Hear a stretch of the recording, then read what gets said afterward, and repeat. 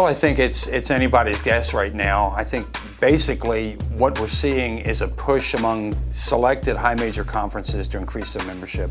The word is that super conferences would bring 16 teams, but I don't think anybody really knows in their heart what that means, whether it's going to happen and on what timeline it might happen. But if there is a move, continued movement toward the SEC, the ACC, the Pac-12, and maybe one other conference, I do think that you're going to see a radical difference in the way in which scheduling occurs, in media contracts. I think it will change a lot in Division I.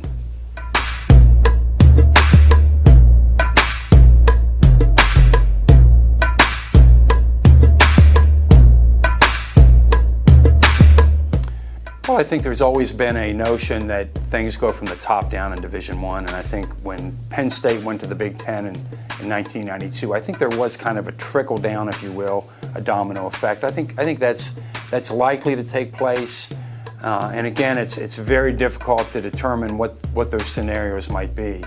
I think there's always a chance that it could impact membership in conferences like the Missouri Valley.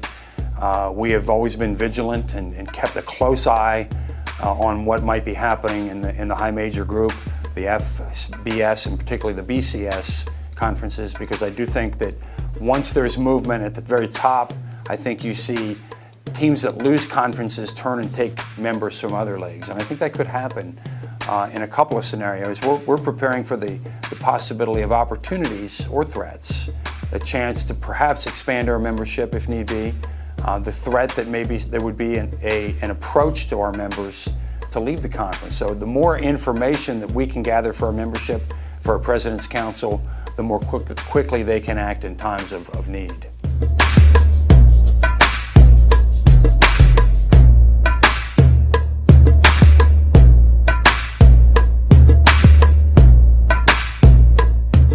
Well, I do think that it's important that you have to create that second avenue, that second opportunity for a men's or women's basketball team should they not win the automatic berth.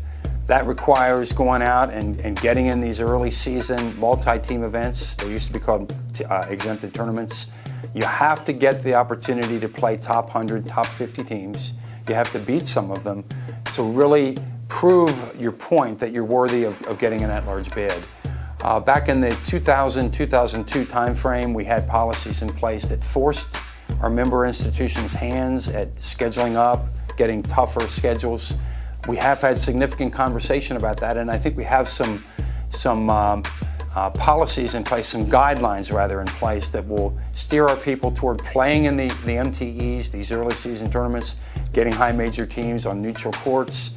I think we're trying to do what we can to upgrade our schedules, to not play especially low teams in the RPI ratings and play better teams. And with that in mind, I think we'll see a stronger Missouri Valley. I think we'll have more opportunities when the basketball committee evaluates us to play good teams and beat some of those.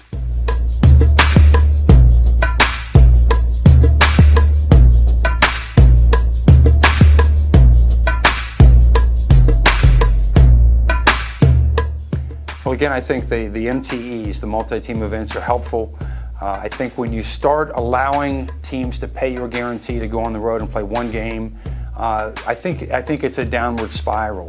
It's very infrequent that road teams win in non-conference play, particularly that mixed, our teams, our better teams, or our teams in general against high major BCS conference teams. And I think the less of that you see, the better.